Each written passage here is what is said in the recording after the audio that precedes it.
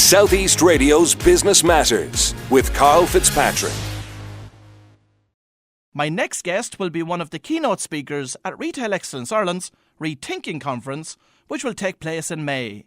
Andrew McMillan, having spent 3 decades with John Lewis, what did you learn from your time with such a successful retailer?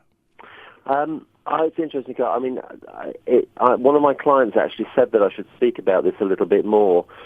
In as much as before kind of becoming known for looking at customer service strategically, I actually spent the first 18 years at John Lewis on the shop floor as a selling assistant and then as a deputy manager and then as a manager running different teams.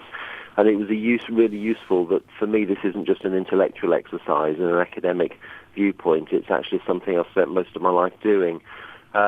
And the big thing, I guess, the big thing I learned from all of that is actually if you have really highly engaged, supportive employees, you can offer really great customer experience and really differentiate a business. So it's all down to the people?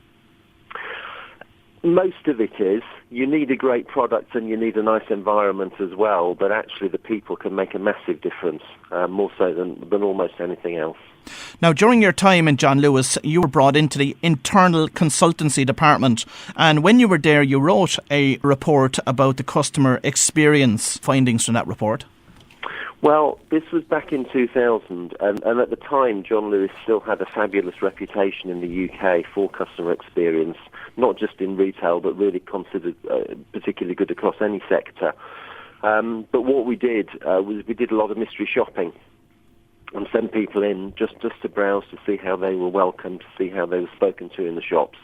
And what we found was, at its best, it was fabulous, and it absolutely validated the reputation the business had. But it wasn't always at its best, and I think one of my big mantras for customer experience is consistency. It's no good having half a dozen people doing it really well and another half a dozen people not caring, because depending on which members of the team you bump into, you'll get a different experience from the brand. So we then started doing a lot of work on saying, actually, how can we get 30,000 people spread around 29 locations, all as good as the very best person every day of the week? And, of course, the answer is that you can't, but the closer you get to that consistency is how you build a reputation. So how did you go about getting as close to that as possible?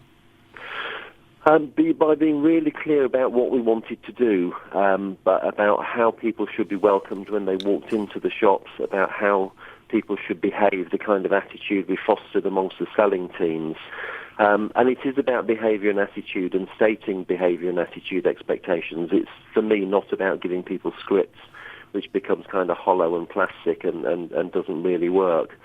So actually the John Lewis one is my favourite one. My favourite definition of behaviour and attitude comes from Ritz-Carlton Hotels, who originated in the US, who talk about welcome, wanted, remembered, cared for.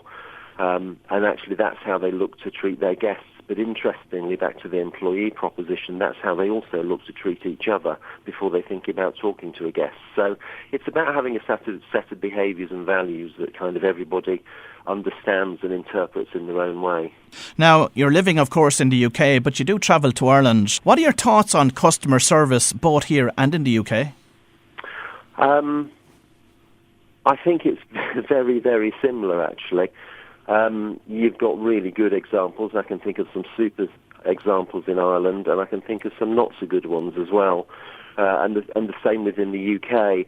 I think generally, and this is a dangerous generalisation, but I think when you have smaller independent businesses, and there are more of those in the high streets in Ireland than there are left perhaps in the UK, you tend to get better service because people have got their house mortgaged against it or whatever else it might be. They've got a deep financial interest in it. And independents tend to do this better than multiples. But as I say, that's a bit of a generalisation because you come across the odd lousy independent and there's some multiples that are very good. But independents certainly seem to fare better with this stuff. Now, the .com retailers are certainly eating the dinner of our high street retailers right across the country. Why do you feel that retailers in many cases are not waking up to this? I wish I had an answer to that. It kind of worries me. I mean, some retailers are waking up to it and realising that they've got to offer a fabulous experience and make it worthwhile for the customer to have taken the effort to come to the high street on a busy Saturday afternoon or whatever it might be and come into their shop. But others aren't.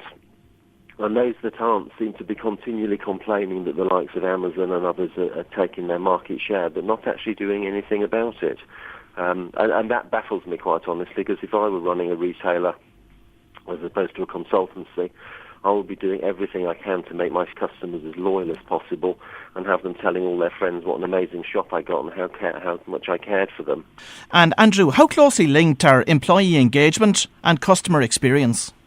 They're absolutely one and the same. So I fundamentally believe that the customer experience you deliver is an external reflection of the relationships you have with your employees. And if you have great relationships with your employees, so good that you can reflect them out to your customers, I think then your customer experience has got integrity, which is really important. It's not something glossy trained on the outside of an unhappy organisation. It's got sustainability and it's got some real depth. So you can actually trust people to build relationships on an individual basis with customers without having to give them scripts, which of course is what a lot of other people do. So talk me through the ideal customer experience from a retail perspective. I think it depends on the retail. If you're in convenience retail, it's about process, it's about coming in, finding the thing that I want on the shelf, being able to find it easily, identify it quickly, take it to the till and walk out. And I think for some customers, that is really, really important for them within certain sectors. But if you were buying an outfit for a special occasion or an interview or something like that, I think that's a different experience where you'd want to be welcomed and you want to be made to feel relaxed and somebody really take a personal interest in you and what you personally wanted out of that experience. And building a relationship with you, it sounds kind of cheesy, but really building a relationship with that person so you can give them the best advice possible. Let's take a typical retail business in a town. When a prospective customer comes through their door, how should they be greeted? Well, people will have different opinions on this, but I think if it's a small shop, I think a big smile and a good morning or a good afternoon is fine.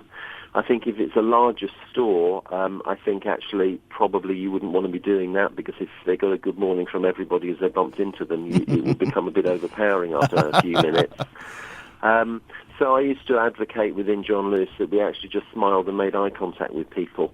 And then actually, again, it's trusting the individual selling assistant to make the right decision depending on the response of the customer that then might speak to them or they might not. But just to acknowledge them and as I say, non-verbally say, thank you for coming in this morning and I'm here if you want me, I think is a more subtle way of doing it. Back to online for a second. The only way that you can respond is by offering a really great experience when people come into the shop. And I think there are two levels of that. I think there is the one level where you offer a level of service and engagement with the customer that you can't get online, because online is very two-dimensional. It's very transaction-based. So I think there's one level where you're building a personal relationship with a customer and engaging with them in a way that a website can't. And I think then for larger shops, or actually not even for larger shops, for other shops actually to have customer evenings where you bring them in and offer them a glass of wine and show them some new products and engage with them in a social way when that's appropriate, I think that's quite powerful as well, providing those things are well thought through and well executed. Now, one of the other challenges facing retailers is their ability, through cash flow, to be able to carry a variety and quantity of stock. But there is an old adage when it comes to retail that says, stock less to sell more. What are your thoughts on that? I'd absolutely agree with that. At John Lewis, we used to proudly say during the time I was there, I can't remember the exact figure it got to, it was ridiculous at one point, we had 42 kettles available. Well, who wants to look at 42 kettles? It's just confusing, if nothing else. But the strategy of the business for a long while had been to have the widest possible selection of products available for anybody.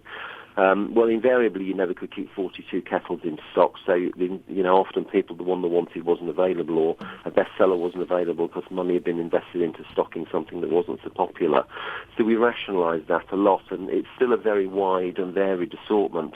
But it's balanced to an assortment there now where the best-selling items can be in stock 100% of the time, and I think that's key. There's also a thought out there that weekday convenience and weekend experience is what a town should be all about. What advice would you give to a local authority that would be responsible for a town of 25,000 people? Because obviously one of the issues on an ongoing basis for towns right across Ireland and the UK is the issue regarding paid parking. I think local authorities have got a really tough job on because they've got to balance books against declining income, and that's really hard. I just think some of them, when they're just seeing easy, low-hanging fruit as charging for parking, are looking at the situation in a short-termist point of view, because if you start charging for parking too punitively in a town centre, you will send people away, and it will damage the retail in that town centre. Southeast Radio's Business Matters with Karl Fitzpatrick.